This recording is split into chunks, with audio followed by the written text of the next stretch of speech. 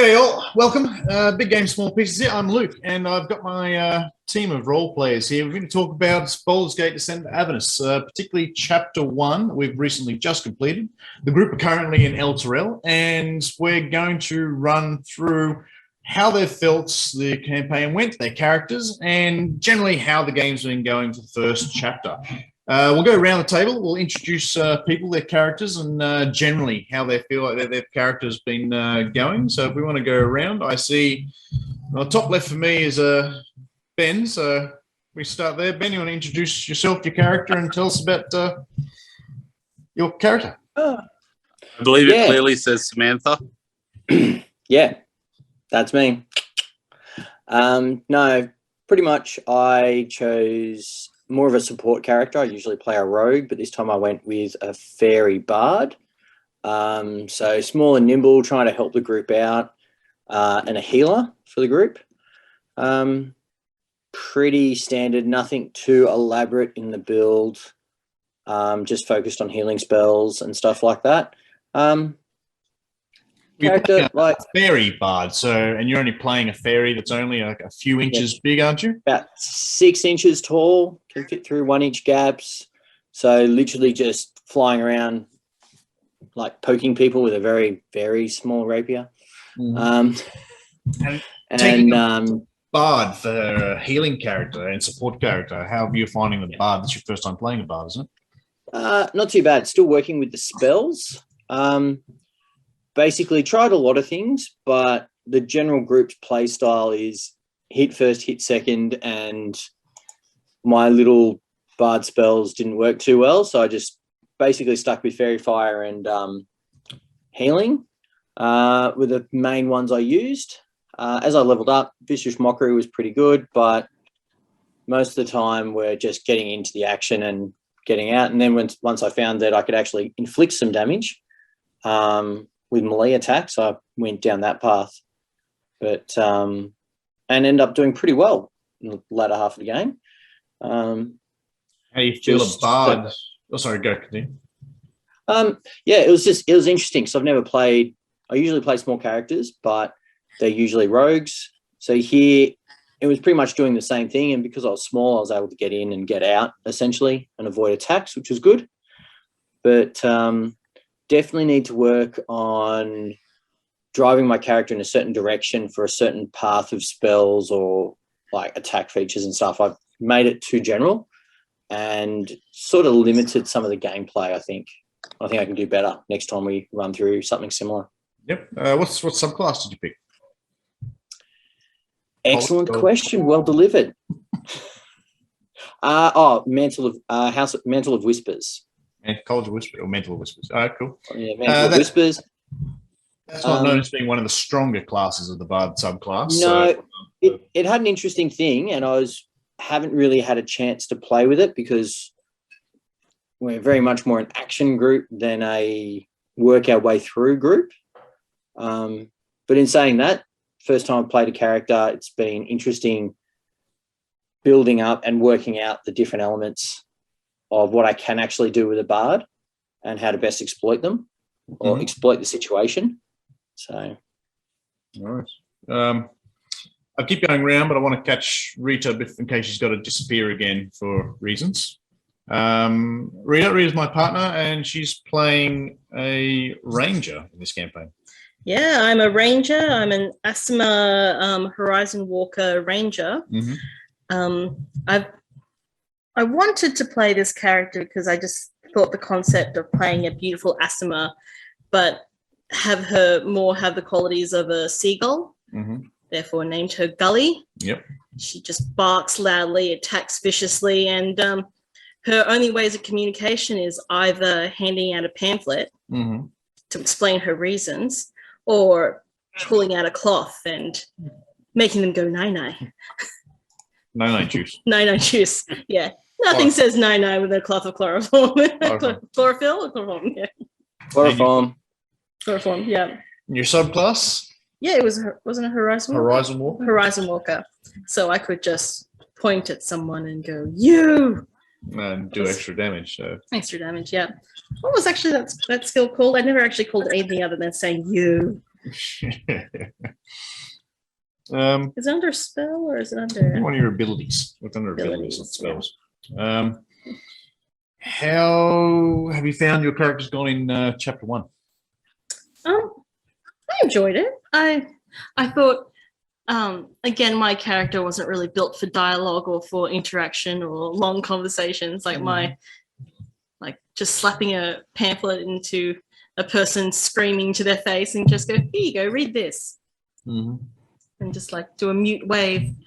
All right, so you're challenging yourself with playing a character who doesn't talk as much, as opposed to playing a normal bard who does. Yeah. Well, I wanted to go opposites. Gully seems to be like the perfect type of weird character that everyone should embrace. Yeah. Ross, you've gone a rogue in this campaign, or a multi-class. Yeah, sort of. My initial one previously has been sort of either fighter or ranger. I haven't done rogue before, so I tried doing rogue.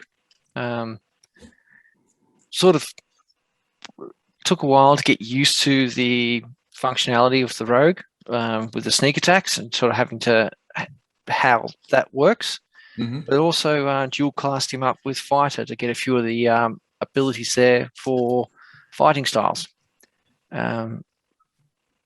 Tried to, because he didn't have that much hit points being a halfling, more trying to go for the range.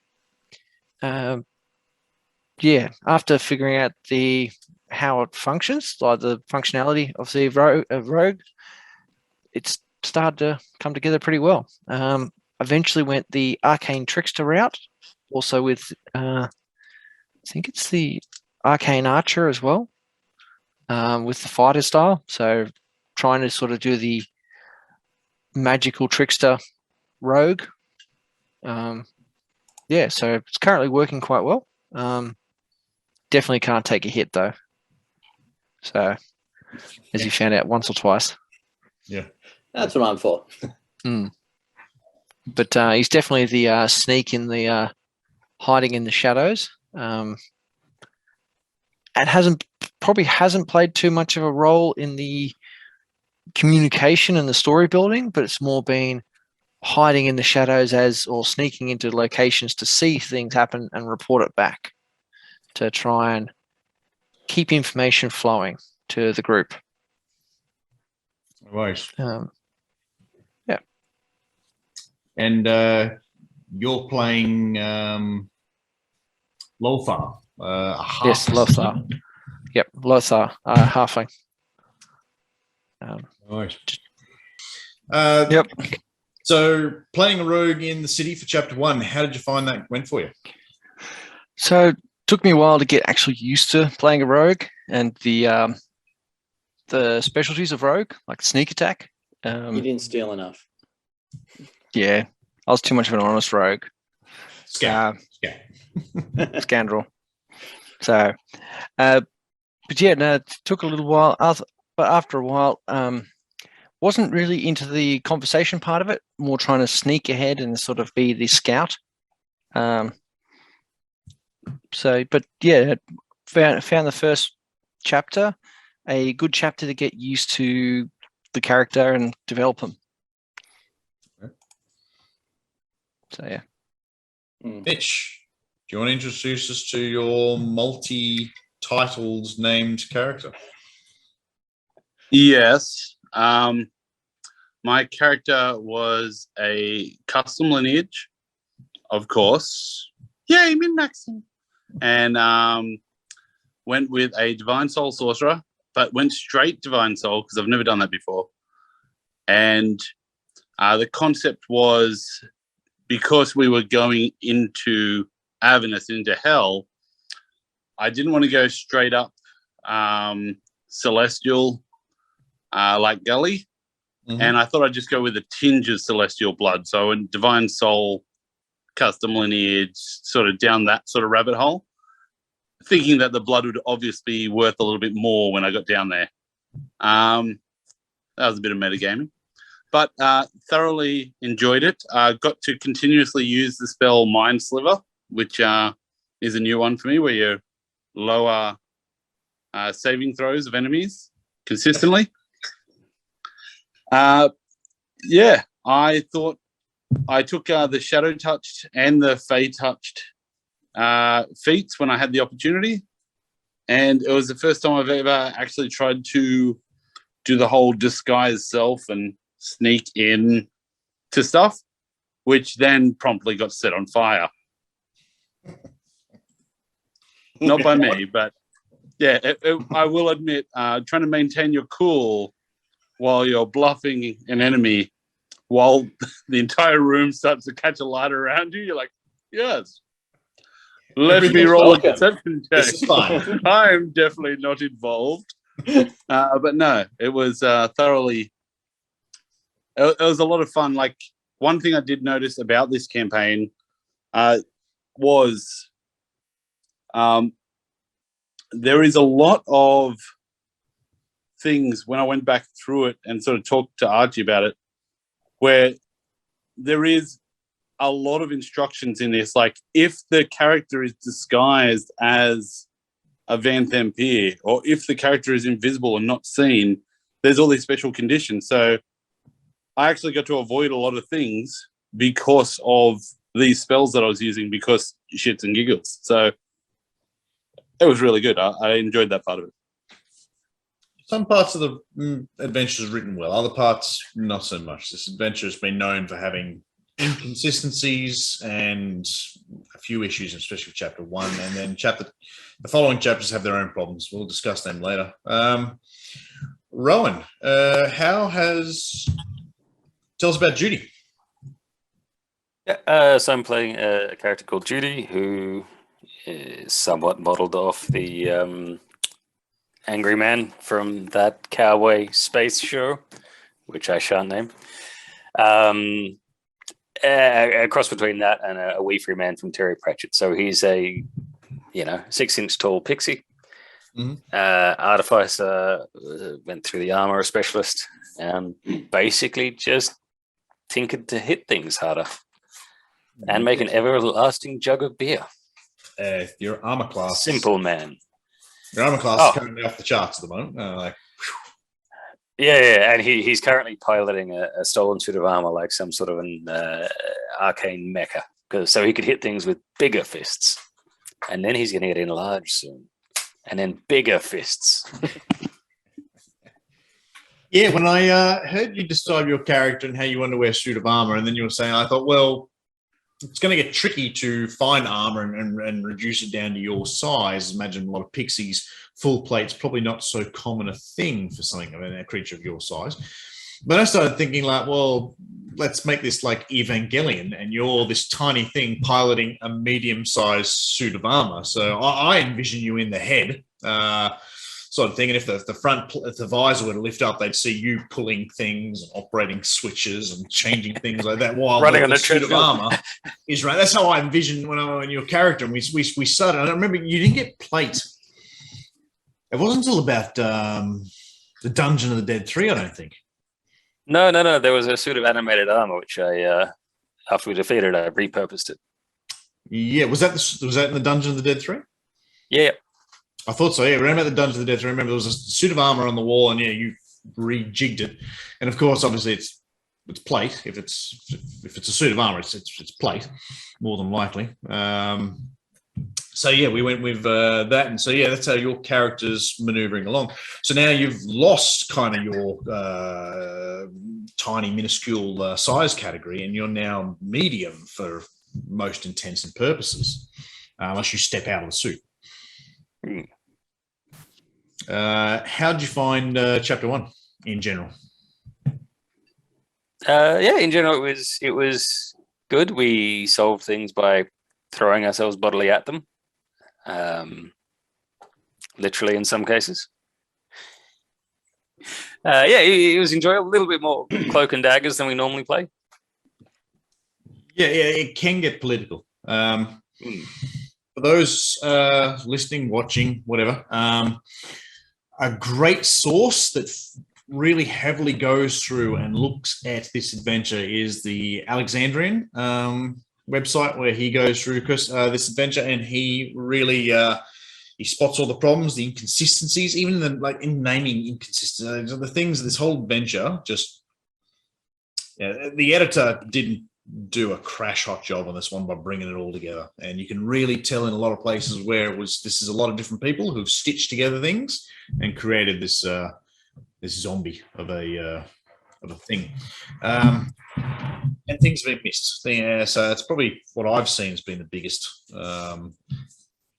issues with this adventure, and this guy's covered it all, and to the point of even going further than I would ever, even too much so. I described to everyone how he's even made it a complete political thing, and when I was reading it, I was even struggling to read the in-depthness of how political it gone. I thought, if I can't even understand it reading it, my players won't get that, so I'm not going to go there. But one thing I did take from him was you need to really lock your characters into El Terrell. Otherwise, you've got your adventurers, because this campaign actually starts in Baldur's Gate when refugees are arriving in the city. So your characters originally, by the way the adventure's written, is you're meant to start in Baldur's Gate. You've not even been out to El Terrell. You've got no link to El Terrell other than refugees start rocking up. And a lot of people have sort of commented on these sites, Reddits and things like that, saying, like, you need to link your characters. Otherwise, they'll be sitting in hell saying, like, why are we in hell trying to save a city we know nothing about? Why are we even doing this? So I decided to tie you to it. And to tie you to it, we started the campaign in El Terrell. Rhea Mantlemorn, the paladin that comes up later, tasked you guys to clear the road. As some bandits were on the road between here and El Terrell, about a day's travel. From here, between El Terrell and Baldur's Gate, about a day's travel away. Go clear them out and come back and report to me, and you're doing good because I'm a paladin and I'm telling you to go do good things. Yep. I remember that. You guys managed to team up with a band of halfling bards, if I remember correctly, and then travel out and find this group of scoundrels and bragging about the things that they were doing and enjoying themselves, and you ambushed them. It was an efficient battle. There was no wasted time or spells. The efficiency of that battle will live on in my memory forever. We almost got killed by that one damn guy who had multiple attacks. Bandits. Yeah, that was crazy. Yeah. You give a low-level character multiple attack and have multiple, they just hack and slash. That was probably the most challenging. And that's probably not something to do with Baldur's Gate. That's probably more to do with the monster manual and the stat block for this creature. But those bandit captains, bandit guards, were multi-attack, and they were just holding up against you guys. They're quite tough. From there, we returned, and I remember describing the scene that days were cresting a hill, and you somehow convinced the halfling bards that going to Baldur's Gate might actually be a bad idea. Let's turn your whole caravan around and go back to the place you came from instead of going where you wanted to. Persuasion, baby. So then I described it as you were coming up and cresting a hill. You saw the village, the township of El Terrell, and then as you ducked back down to a valley, there was a big woof sort of thing. Large noises, lights, something happened. Then you crested back up again to see a big chunk missing, and the Chionthar River now diverging into where El Terrell used to be. From there, you guys managed to team up with a bunch of refugees and slowly make your way to Baldur's Gate. Now, I guess trying to tie you guys a little bit more to El Terrell was my option. Has it done anything to make you a little more interested in actual El Terrell as opposed to just being told you got to go save a random city you don't know about? Yes. That's our play style. Yeah, I was going to say the big issue is the political stuff. So the being tied to a town and going to rescue and stuff. For me, that's fine, and I completely get that. Like even being tied to the town, when you get to Baldur's Gate, I just feel like we should see more of Captain Zodge. Zodge? Yeah, like I feel like I would have felt if I was like, hey man, like I'm part of El Terrell, and we've, you know, and somebody rocked up and they're like, hey, you know, you're now serving us. Go do this, go do that, go do this. Just for like the first bit, like I love the Dead 3 Tavern. I like that it was like direct, go, here's your mission. Yep. The Mortlock, yeah, so we'll get to that later. We'll get to that. Yeah, for me, the fact that we're tied there was good, but I don't think it was integral because it kind of got undone by the change in pace. Like for me, the improv stuff at the start was really good, and then when we got to the tavern, the pace changed so much that you kind of almost lost that character because you're like, hey, we're on this mission to save El Terrell. Hey, we're doing this other thing. Yeah. And like, yeah. So for me, it was one of those things where I would have actually preferred if our characters kept going down the whole, hey, we're going to El Terrell. We're going to go save El Terrell. We need to go talk to some people to work out what happened and, you know, do some exploring and it's got more to do with their storyline. Like, hey, we're to go find this thing and talk to this person. And it's all very specific. I've got very strong feeling that if you were like, hey, you know, you need to go to Candlekeep and do some investigating, and you were just improvising, I think we probably would have got to Avernus in a much cooler way with less, you know what I mean? Like it would have been more... Less sidetrack. Yeah, like it felt like two adventures because one was really improvised, cool, energetic, and the other one was attempting to follow this political intrigue that really, you know, almost feels... Does anyone understand what I'm saying? Like it's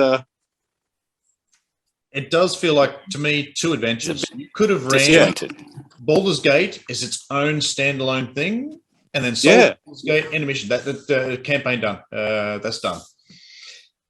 You could also just go straight into throw some quick little thing in, and then find the characters down the Descent to Avernus path. And I think that's been mentioned a few times in other people and other reviews. Said like. There's problems with this. They're very disjointed adventures. And we're also sold that we're going to hell, and then you've got to go through 5 levels of Baldur's Gate to get there, to even get close to getting there. Going to El Terrell or Hell Light before you get there. So yeah, that has been recognised as one of the issues. It's not there's a definite change of how the campaign's going. Because if we just left the refugees, done a little bit of investigating, and then found ourselves moving on without worrying about the other stuff, the Dead 3 and all that, which I guess they want to go on the hype of the Baldur's Gate series.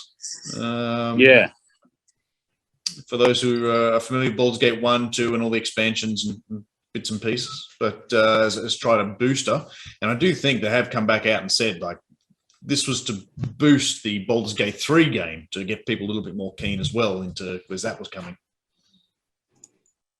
Baldur's Gate 3, that sounds like an amazing game. Tell us more, Archie. We'll have to do a whole nother one on Baldur's Gate 3. In no way are we receiving funds for this. Yeah, I wish. The greatest game ever made. No, sorry, continue on. So, all right, we made it to Baldur's Gate, and the tempo's changed a bit, and we pretty much Captain Zod said, work for me or I'll kill you, as being a Flaming Fist captain. Now, as I've said to you guys earlier, I struggled to figure out how I was going to make that character succeed. And I spent a little while trying to figure out how to do that one until I found the perfect character to suit him. and I gave you guys a headshot of Jason Mantzoukas. Is it Mantzoukas? Mantzoukas, yeah. Mantzoukas. His character from Brooklyn Nine-Nine, being Adrian Pimento. As soon as I was sitting there watching it one night afternoon, and I was like, this is the guy who can tell a bunch of people to do it, or I'm going to slit your throat, or I'm going to frame you for a crime. Like, this is the kind of guy who could do that. That character, he's the man. Crazy Trent. Yeah. I'll throw a photo of him up there when we're talking about this. Yeah. The crazy eyes. Absolutely love him. So anyway, that's where Baldur's Gate's meant to actually pick up from. And from there, you got tasked to go away to a tavern and go and see if you could solve what's going on, because he needed to know about what's going on with the... does he even know about that then? I'm trying to remember. I don't think he knew it was their home base, but he did know it was there was some bodies and there was somehow connected to the Dead Three.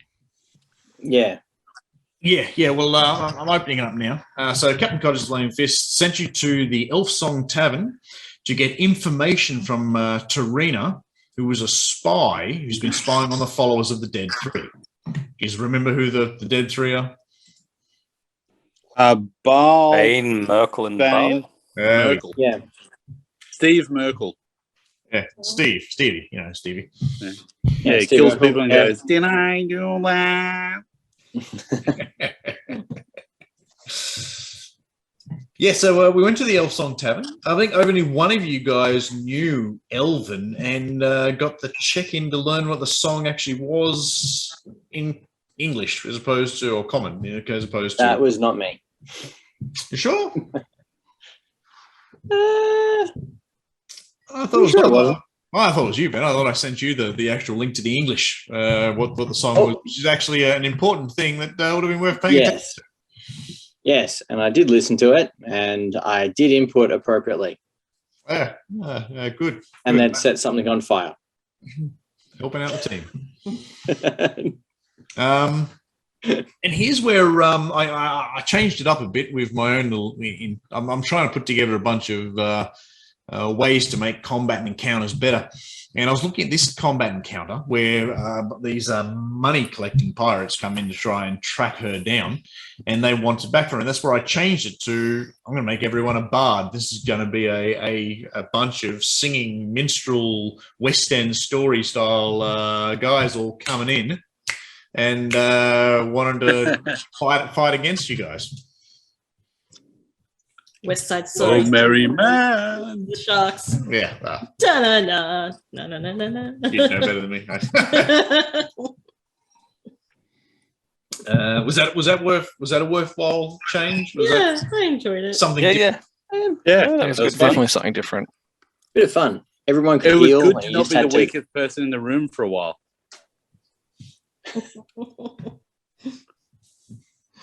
No worries. You had a little bit to do with, there was the Shuagan priest. I think he was booted out of her room, priestess. And you started using her room as a little bit of a base, I think. Yeah, I think we did for a bit. Yeah, while, that's yeah. one thing I didn't like about the campaign. There was a lot of characters that you'd like rescue or something. Like, I think in total there was 3 characters we saved that were like, oh, when I see you again, I will repay you with jewels and fame. And then like we're You like, don't hey, whatever happened follow to up that on person? that. Oh, that was all a ploy. That person's gone. And you're like, oh, why didn't you just like we didn't think they were rich when we saved them? They could have just said thanks. Like like it's like, hey, you saved me. I was like, cool, man. Yeah, cool. Off you go. Oh, you need to escort me. I'm worth millions. And you're like, oh, okay, I will escort you. I think And they they're came like, out of the Dungeons of "Aha." Dead 3 when they were begging to get released. Save me, save me, save me. I promise you everything. Just get me out of here, and then deliver nothing.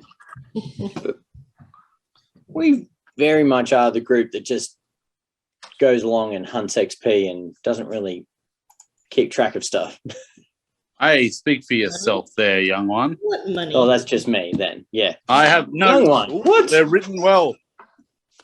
Look. Coach. Well, from there, we're back on track with the original, with the adventure Raw, rules as written. We went to Underneath the Spa.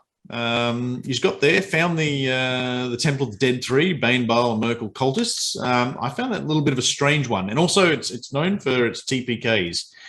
You guys went in, because I've done some stuff previously, probably a level higher than what others might, if we're just using other systems went into that. How did you find the challenges in there? Because I know there's one character in there who can cast like a necromancer fireball. Yeah, I remember that. Yeah, I remember getting hit by that lots. Yeah, Imagine being a level lower. Yeah, I think we struggled for a while and we sort of took a lot of damage at one or two spots. Almost died. Yeah, we're just kind of eking through on low hit points. Yeah, it did feel like first of all, I need to talk to these Dead 3 about their planning. Like having one entrance for 3 armies, it just seems like poor design. Like realistically, they should have had 3 different areas so we could kill one lot and then be like, hey, we're going to take a long rest and we'll come back and kill the other ones in the morning. But no, it was just 3 complete armies inside 3 different bases. I do find if you make a dungeon that big, people logically can't take an 8-hour rest and just sit in a room for 8 hours, just sleep. Like you will get found out. Like someone will figure out what's going on. Not if you pile all the bodies up against the door.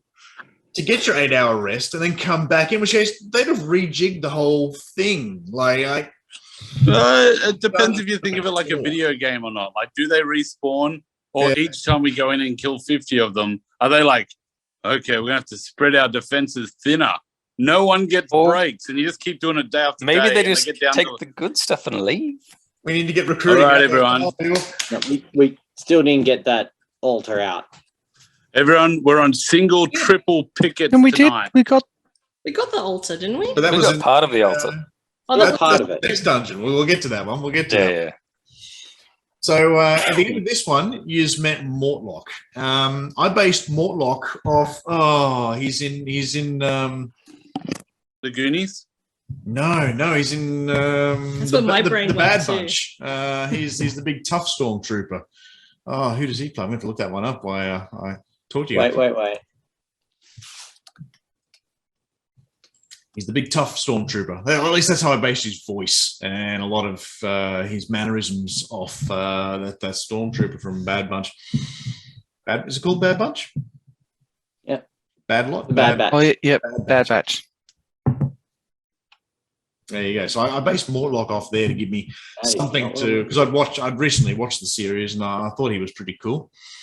So Mortlock, he's grabbed a bunch of treasure right towards the end, and you found Mortlock just getting beaten by this. Was it a Baal priest or was it I'm going to go to the map. It was a roguey type dude, wasn't it? Yeah, A skull for a face and a face for a skull. yeah. Oh, here's the dungeon. I'm skimming through it now, taking a look. All right, so I see him here. Who was only got cult fanatics there. What happened to him? Took him off. Damn. So he's challenging. And the idea of that one is, the group's meant to get there, decide if they're just going to slaughter Mortlock or if they're going to investigate and then get the information out of him, and then go into the next room, D33, and then face off against this pretty strong cultist guy. You guys have done, obviously, most of the dungeon while there. You found that secret door. There have been issues with this campaign where people have just not found the secret door, and Dim's like, what do I do? They've already left the dungeon. The cops have already been through the place. Like, damn, why would you make secret doors the key thing that needs to be found to get into the next thing, or otherwise the whole thing derailed? You go there, you investigate, and you go back there. There was nothing there. What's that next mission? Yeah, I think I rolled really well for that one to find that door in the right spot. Yeah. So I guess if you're designing an adventure, big tip: secret doors are for extra stuff, shortcuts to places, not to stop you going to the thing that you need to find to advance the story, or otherwise the group leave. About, well, we're done. Imagine not having a road. Anyone who's a searcher. I think my favorite part of that dungeon was when our group, like, I think we took a rest and then we walked out and we got jumped from behind as Mick the fairy walked up ahead and saw Mortlock fighting this thing. Yep. So there's a battle going in front. There's a battle going, behind, battle in front.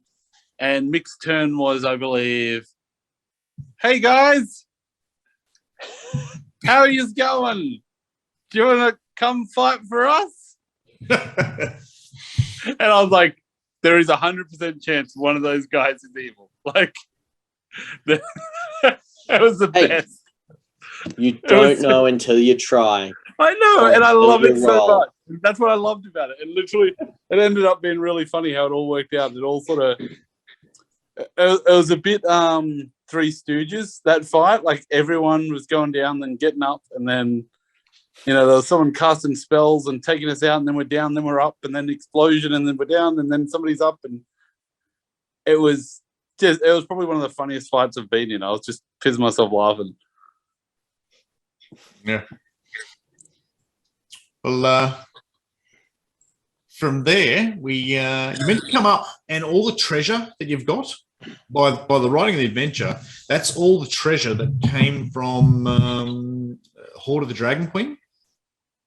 And you're meant to be hit with cultists of the Dragon Queen at the top of the spar as you're just trying to leave, forcing you to hand over all the treasure. And I'm like, well, you guys don't even know these. Unless you'd played that previous adventure, and I didn't think many of you guys had, that meant nothing to you. So I was like, well, I'm not going to do that. I think we had a little fight up the top of the spar again, and then you guys fled off and were able to get out of there. So I'll just keep the treasure because that was Mortlock wanted his share, so that was the pittance you had to pay him because he was getting out of there. And he advised you to go see Amric because Amric's causing problems. He was willing to spill all because they'd betrayed him, and he wanted you to go off and go get his brothers because he's out of there. Next, just head to the. I believe you just went back and rested, which might have been back to the original Elfsong Tavern. But yes, it was. The big bit would have been from there is going to the Low Lantern, where you got into the fight with Amric and a Spine Devil. And what did you do there? Disguise self. I don't know. Is that where Jonesy is? No. Standard operating procedure. Burn the place. Set fire. So, we tried to set fire to the place to flush them all out so we could take him in a non-crowded place. We ended up just setting fire to the place, then starting to fight in the middle of the tavern. Yeah. Then he started getting away, so I think we threw the bard at him. I think he threw the ranger at some point. Yep. I know I attempted to jump off the ship to tackle him, and I think that was my first nat one of the... I'm pretty sure I face planted in front of him or something. It was spectacular. Oh, we all stacked on. No, you all stacked on, I think. Yeah. Everyone. Yeah, we did that at some point. So that was off the ship, wasn't it? We all just stacked. Yeah, off the ship. Everyone was stacked. I think Rowan led the charge for that one. Some of you were below, and some of you were on the top deck. People were coming out. You were trying to spot Amric because he was trying to flee because he's not a fighter. He's there to get out of there. He's a rich boy. And he's managed to start fighting people on the deck, and he just legging it while other people would like, you guys are setting fire to this place. Stop that. I believe I spotted him with a crazy perception roll because I've got like +0, and then attempted to leap off the top of the ship to tackle him. I was like, there he is, and then face planted with a nat 1, and then I think that was me. Crash tackled him, and I think Gully followed pretty soon after, and then I think everyone else just started stacks on. Stacks on off a 3-story building as you swan dive. down to take him out. And then we put him in the box. Yeah. Yes, Why did we which take him out? became Did we ever that get putting him people out in the of that? box. I don't think we got him out of the box. Didn't we put him on a boat in the box? Yeah, I think we did. We want Yeah. to put him in the boat, but we delivered him to the governor of the one of the bosses of the Flaming Fist. Funny Because fist there for was interrogation. him, his brother, and somebody else. There was lots of people in boxes by the end. Yeah. And I do love that motif has travelled across into my campaign as well.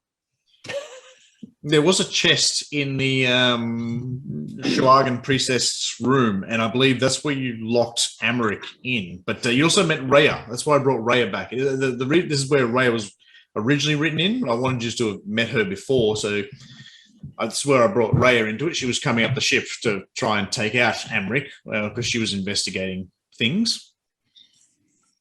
So he's met her. And then at this point, he was locked in a box, and then he's decided to sneak into the Van Thampure Manor, leaving him in the box back in the Low Lantern. The Low Lantern, the Elfsong Tavern.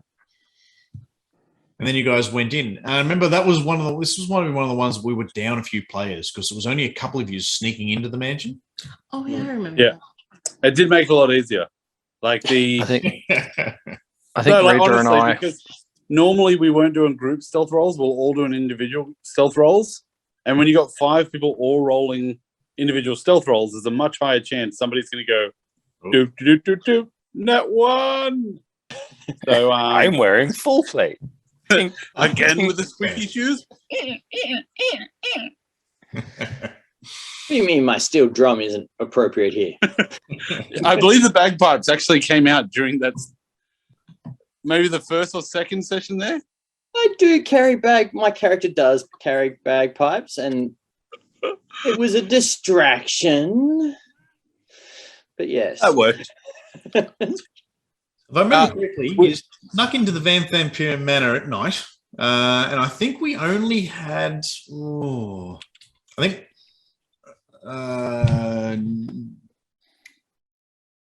get the feeling Gully wasn't there for this one. I was there for the first bit. Second round. Yeah. Rita And then I was and all I the were way there, the second weren't night. there because we did a separate break-in ourselves.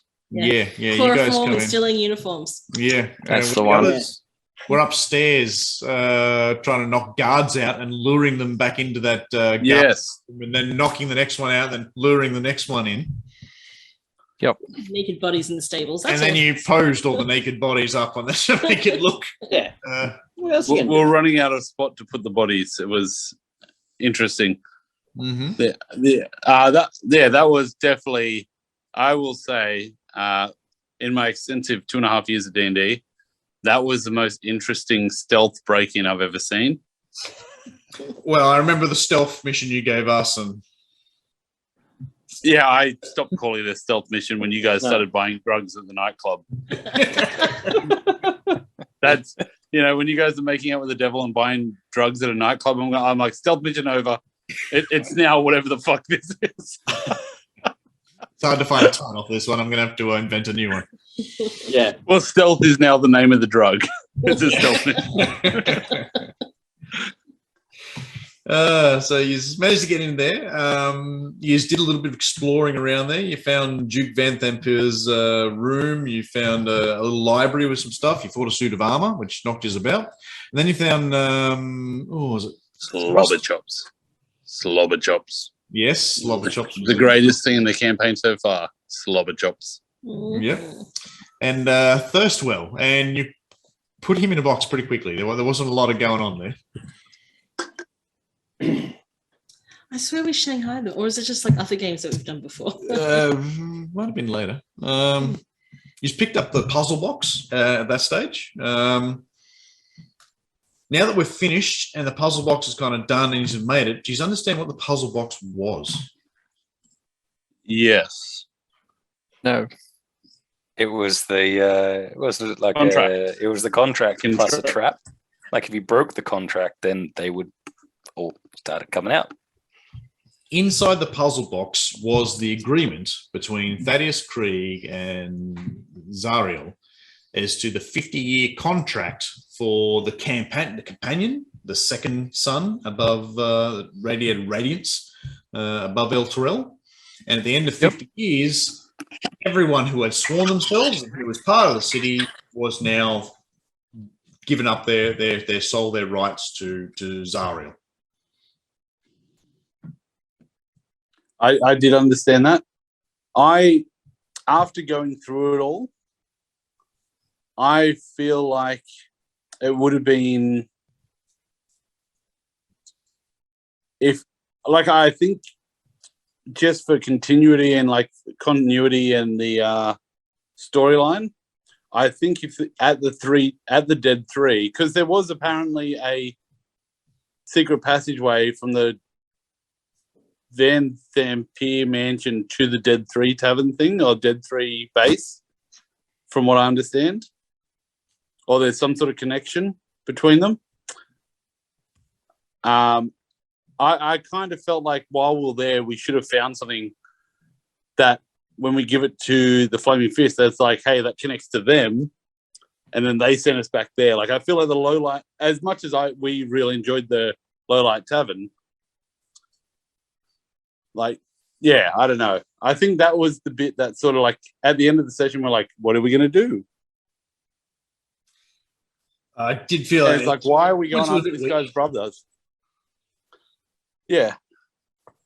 I don't know. It felt like we're going after this guy's brothers for no reason whatsoever. Well, the story I gave you was Amric was loan sharking money out, and he was using the money to then put back into the Dead Three. Yeah. And so that's how he was kind of tied to it to a degree. And it was like, well, why is he tied to it? And the idea was meant to go, well, let's keep searching into this family who seemed to be suspect. In which case we then went into the Van Thampier Manor, as we said, and then we found how to get him below after everyone was finally with us, and you were roaming around, in which case you met people in jail cells, devils, cultists. Thaddeus Krieg was down there, and Rhea Mantlemorn really flashed into what was going on there. You found the shield of the hidden one, the hidden lord. Hidden lords. And then you found Duke Van Thampier in an altar to Zariel. And you even found cultists who were worshipping Zariel, and then he's got into a fight. I remember one of them just fled. He's like, oh, I'm getting paid for this. I'm out of here. No, that was... What do you think, Ross? I thought the mansion was really good. It was tied a few of the stories together, I think. Yeah. I don't know. I think it was just the way that the Lowlight Lantern was, the amount of real estate it vacated. We've got all these amazing, multi-levels of a ship and characters and storylines and things that are happening. And I was like, I love the visual of it. But yeah, it just felt like there was so much I had to take in, but really it was just, hey, this dude. I don't know. It was 3 nights. Yeah, that's right. It's just me, the way my brain works. I was like, if I was designing that, I probably would have, put him in a cottage or something. I love the ship, though. I don't know. It just felt off. The ship tavern? Permanently wharfed up or docked? Yeah. It was strange. I loved it to pieces. So I love the way you did it.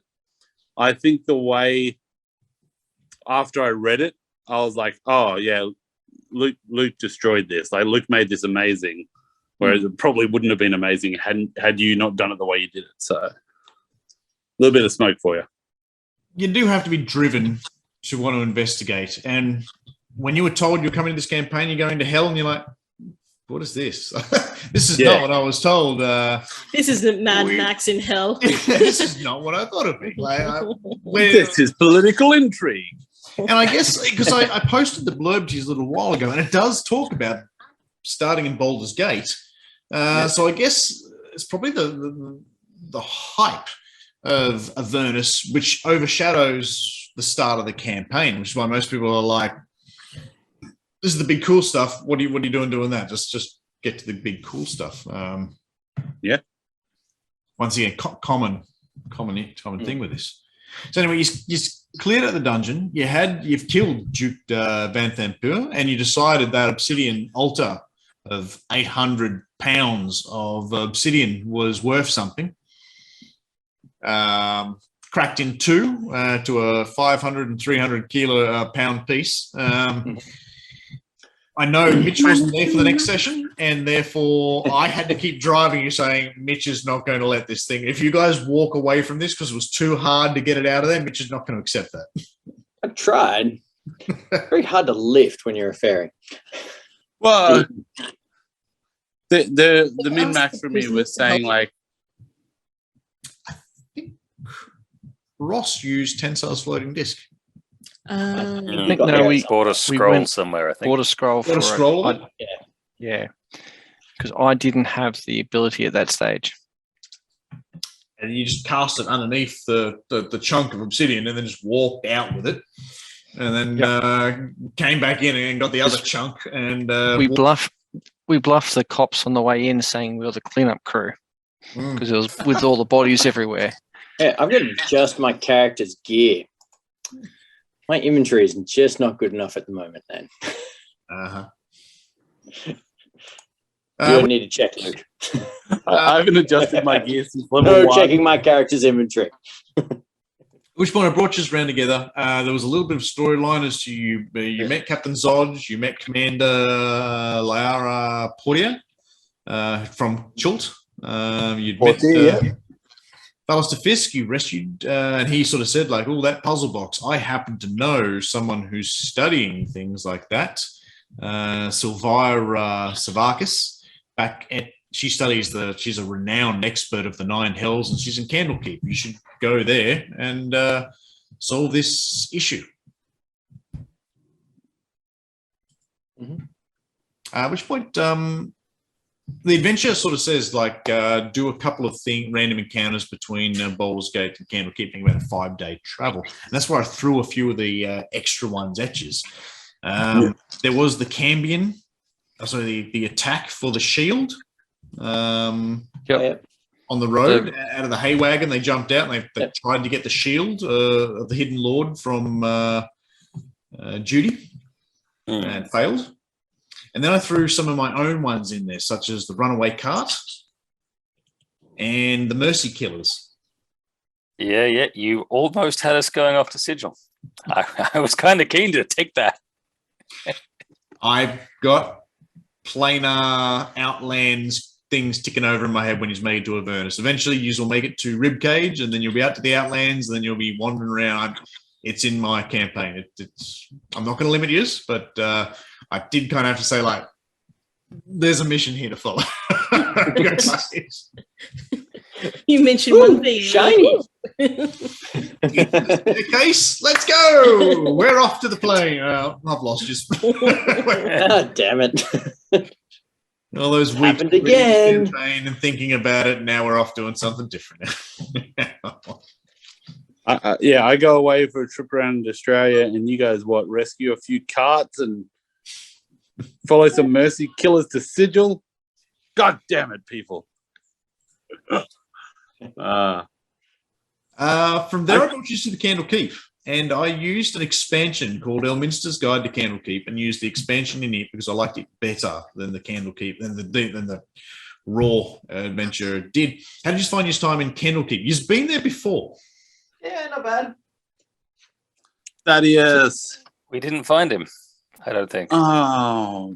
He was there. I'm sure we actually looked for him. I knew you would, and he was in my head, and I'm like, what would he be doing? And I had an idea, but Candlekeep's a big place. And they've gone into lockdown since your last time there. they've really... Why is that? Just have people portaling into the place. Minor oversight they made there. Just takes the fun out of things. So, Rita, what do you know about Candlekeep right now? What is your head canon of Candlekeep? Oh, just you know that episode of Doctor Who where they went to a planet that was just The library. a library. Yes. Yep. Yeah. Yeah, the darkness one. Mm-hmm. With the Don't dark, go into the dark. Yeah. That one. chuck the chicken wings into Yeah, the David thing. Tennant and David Tennant is the doctor and John Noble. It's where he meets his wife. Mhm. River. Mm. And now we're going off. I sidetracked you all. Tangent. Tangents. And so, beginning the Doctor Who podcast. Yeah, that's it. There's our Down time. the rabbit hole, people. I do have a message. How we I play. just want to say. I've got a Squirrel. Squirrel. I got printed a little while ago to put in the back of D&D campaigns and just see if anyone picks up on it. And I'm just waiting for the group to put that in the background. It's like, what the hell is that? Challenge accepted. I'm going to set it on fire. Rolling that 20 for investigation. You've Ooh, it's inspired bigger me. on I the wanna do a inside. D&D Doctor Who campaign now. That would be a cool campaign. Yeah, it would be. D&D, the problem is the DM could take you anywhere you wanted to go, but then the players be like, no, we don't like this. Well, that's the question. Would you have the DM be the doctor and everyone else just be the human? The sidekick. That's often cops a lot of heat. What? And I say that mostly from people probably who are new to D&D, because that's where you cop most of your comments. Like having a DM PC who outranks and just outpowers everyone, just does everything. So there was a problem that like the players then aren't the heroes. They're just, and someone was saying like, oh, no one wants to be a lackey and like, or a sidekick. And I'm like, what do you mean? Like, that's I'm cool. always the lackey. You throw the lackey at the problem. Yes, I don't get that one. But anyway, Main character's not expendable. The lackey's like, go into this dangerous location. I don't want to go there. Yeah, I'm so down for that. So when you get to rules is written, when you get to Candlekeep, you're meant to pretty much be sent off. You're meant to fly griffins to a tower out in the middle of the sea. We're not flying there. But you have to find a young boy that wears glasses and say, Harry, you're a wizard, Harry. And you know that, and if you remember Traxigor, the otter wizard, I do. he was actually meant to cast the plane shift spell and take you to hell. And that's how it's meant to happen. And you pick up Lulu along the way. She's there with Traxidor, and that's how you get to hell. And I was like, I can do better. I can do better than that. So you guys had a meeting with the council at Candlekeep, and you met some of the high-ranking wizards. And then that's when they were trying to decipher with the box, and that's when devils came out, and you guys were running around Candlekeep. Yep, I remember that. And then we ran and met up with a giant dragon. Yeah, that's when the Accidentally dragon freed it. that's meant to be with Miriam, the dragon, the silver dragon ghost, who has been stuck at Candlekeep, and mages can't get rid or free or unbind her from guarding the bottom levels, and you roll like a 30 something. Artificer. If I short circuit it with my spabs. And you Sonic screwdriver. and you free the thing that for centuries has been there guarding the whole campaign, that was meant to send you to where you needed to go to get to El. You dismissed it before you got it. It's a different way of setting something on fire for the DM. We set the storyline on fire, not just the place. I leveled up my fire game. And that's when I had to revert and bring us back to all right. Well, Griffins. to the place again that'll get you there. We're back to doing that. Who doesn't love griffins? So that's where Traxigorkin found you and said, "Quick, get to the griffins and fly to the place that you've been told to go to, and you need to get on with the mission. We'll take care of the devils in Candlekeep. Get going." And the next scene goes to the unicorn. This was also in Elminster's Guide to Candlekeep, that a unicorn guards the gate. And the idea is the story is once again, you're challenged, good versus evil. The unicorn's a good creature, but it won't let you through. So do you kill a good creature to allow yourselves to do what you just want to do? No. Yes. We killed the tree. Yes. Yeah, I believe that's where I got to cast my twin spell Fireball for the first time. Pew! Fireballs. Fireballs. Solve every problem. Yes. So you did that, and the unicorn disappeared. There is more going on there. In which case, there was a great sinking of sand, where that was the portal to El Torel, which guy she's jumped in, and arrived in El Torel. So that's where you've ended up. It took us, I think it's taken us about 6 months of playing at about 50% a weekend, so at least every second weekend for about 2, maybe 3 hours to play chapter 1 of this adventure. Some of those games were offset because Mitch was running his every second, and some were offset due to holidays and other such. So I'm in keeping track of the exact number, but I know we started around about the middle last year, and now it's early the next. So I guess final, we'll go round each, 20? and just to find out how you are finding this campaign, and any suggestions you'd make for people making these characters as to what you're thinking back and going, hey, I could have done this. This could have worked out differently or such. Ross, did you want to kick us off?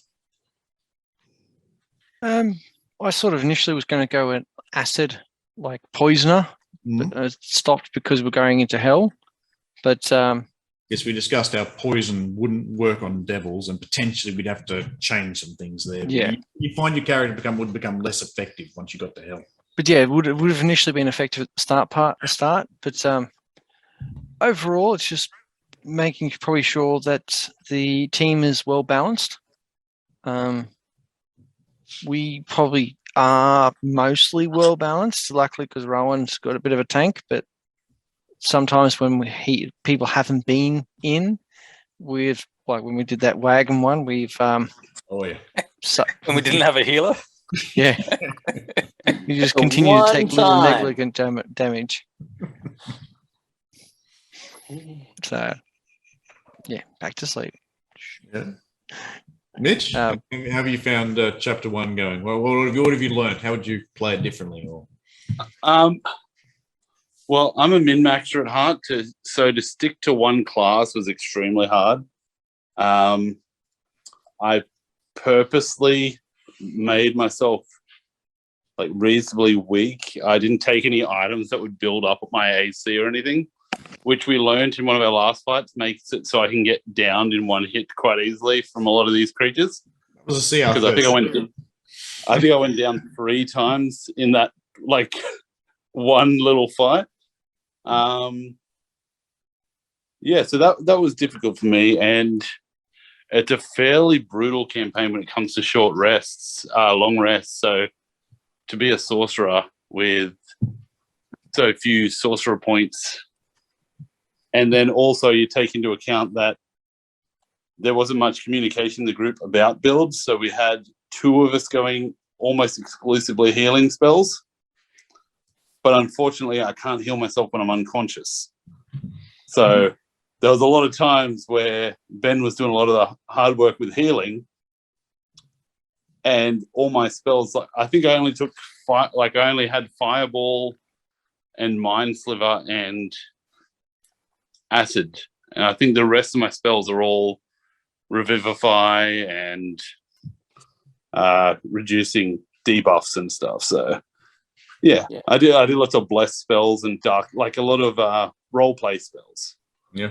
So going invisible and disguise self and all sorts of bless and different things and guidance.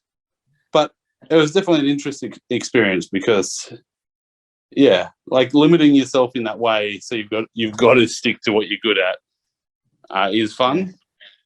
I do miss min-maxing and be able to kill all the monsters, because the other campaign I'm in, I just kill everything. So yeah, I was never in that campaign. Building off Mitch as a healer as me as the other healer, I found it just easy to, because I really don't fixate on range weapons, but yeah, just having 2 healers with some side abilities, and mine sort of complemented Mitch's quite well in some ways, because, and then, so once I picked up a crossbow and decided to step back a little bit, it was a bit better for the general combat of the group, because if Mitch couldn't heal, I could heal. But I found myself being more effective as a melee combat, and then healing anyone, and hopefully I didn't draw enough attention to get hit, because I'd go down in a single hit as well. So I noticed in the Dungeon of the Dead 3, you were copying. You were still trying to figure out spells, which ones to use, how to heal, how to play a bard. I mean, it was early days, but I noticed Dungeon of the Dead 3, you were trying to figure out how to employ yourself. Yeah, I think my character came out well, being focusing on healing spells, but having a couple of cantrips of just miscellaneous help about getting to the next battle, getting to the next thing, like Unseen Servant and stuff like that, just to do miscellaneous tasks and light. And then focusing on melee attack when I'm not actively trying to not let the group die. Always need something else to do. Everyone needs a range attack, everyone needs a melee attack, and you always need something else to do. How'd you go, Rita? Yeah, I really like playing a ranger so far. Like, just hiding up on my little perch and shooting down on on my targets. I really want to see. I want to actually go further and see what different levels with Horizon Walker. I think what you can squeeze out of that. Because at the moment, your portal is starting to become effective, and when you make it to hell, like the adventure's written, so it doesn't have, like, once you're in there, you're locked in. But I know Planescape, and I know a lot of that's not the case. There's actually many ways to get in and out of the place. The city of Ribcage is probably the first one that comes to mind, and I'll talk to you probably guys about what exactly that is later when you make it to the concordant domains of the Outlands. But if we can make it over the bridge at this point. Yes, you guys are currently in El Terrell and are about to go off and cross the bridge, Torm's Bridge. After many side quests. Oh yeah. After many side quests of things to do there. Ron? Yeah, I've not played an Artificer before. Generally, I've enjoyed the kind of, I suppose, Gish builds, that mix of sword and sorcery. Yep. So it's kind of fun to have a couple of spells, a little bit of buffing, a little bit of healing, mostly hitting. Yeah, you are definitely mostly hitting. It's I remember one of the early encounters. I punched an ankeg. Yep. Hard enough in the leg, it exploded. So it shattered its outer shell and just the leg is gone. Shockwave. All it took was one punch. All right, so we've talked about chapter 1. We'll do this at the end of the other chapters, but I am interested to know, for those who have something to say about it, we wrap this thing up, because it's getting late for some of you guys. The time. The main thing I want to say is don't take spells like Hold Person and things that will not affect undead, which are not humanoids. A little bit of study into exactly what your spells will actually do and what they will affect. Same as Charm Person. Charm Person, Charm Monster. A couple of points. Yeah, no, it's just one of those things. If you take 2 spells that are meant for debuffing and then they can't work on anything that you're fighting in those levels, oh boy. You had a big choice what you're going to cast your one spell at. And sorcerers don't get that many options. So you have to change that out. I guess the last thing I want to ask is, what are you expecting, looking forward to going forward? We're a little bit ahead of what we've just talked about. We've kind of just been running around L to L. But what are you looking forward to in the campaign, Ross?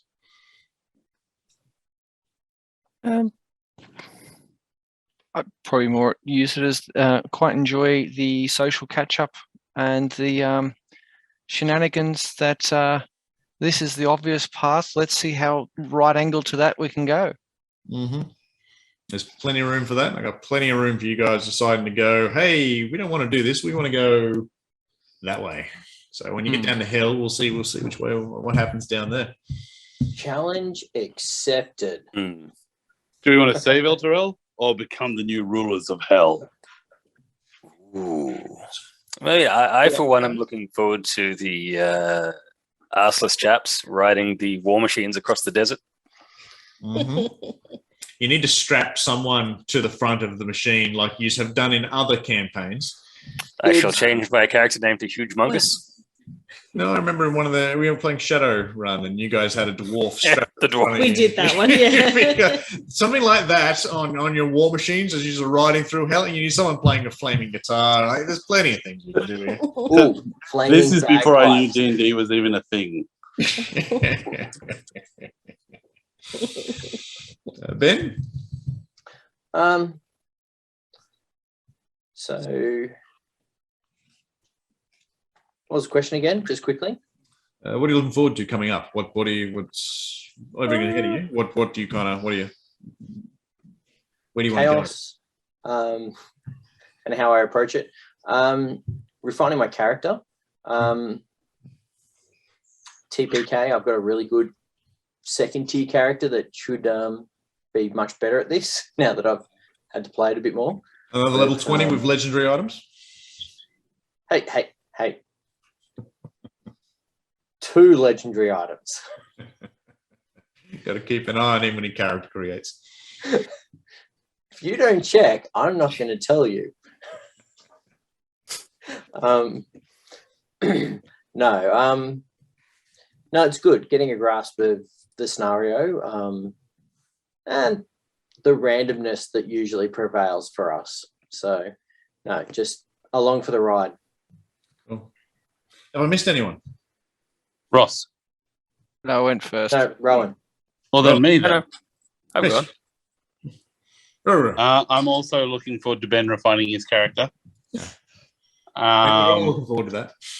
What, chaotic's a character as a status, right? But no, I'm looking forward to when I get to swap out some meta magics, because I just realized I can cast radiant fireballs. That'll be tide turning. Lots of fun. All right, well, unless anyone else has anything else to say, I know Mitch might want to plug something that he does. No, I'm good. Okay. That was, Nothing Among Us? You want to plug? Oh, no. No need to cheapen.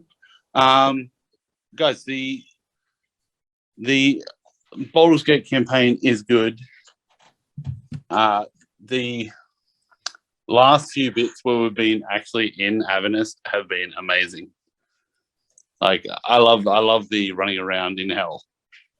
I'm getting excited about the bargaining parts and stuff and war machines. I'm definitely looking forward to that stuff. Yeah. I mean, I do remember at the start of the campaign saying, like, if you're going to design a character who can or who would take on a devil contract, because when else are you going to get this in any other campaign? Like, this is the campaign to do it in. So enjoy what the campaign has to offer. Yep, that's the plan. Cool. Ooh. Right, team. Well, thank you for joining me. I appreciate I'm reading a you book. spending your time. We've missed out on playing our game tonight because we've recorded this. I'll edit this down and I'll post it up sometime soon when my wife gives me her computer. And we'll get back to D&D. I guess Mitch or I'll run next week. We'll discuss about that, and I'll see you. I'm happy to run next week. I'll be home. But if you're already prepared for this one, go ahead. That is, I do feel bad that we sort of missed out on it this week. We had 2 weeks of yours and a week of this, so might do mine. We'll see what happens when we hit the bridge, Torm's Bridge. Roller coaster. Let's do this. Oh, thank you, everyone, and I'll catch up with you later. Thanks very much, Luke. See you guys. Thanks, guys. Good night. Roll, Yeah. baby, for initiative. Wake up. Wake up.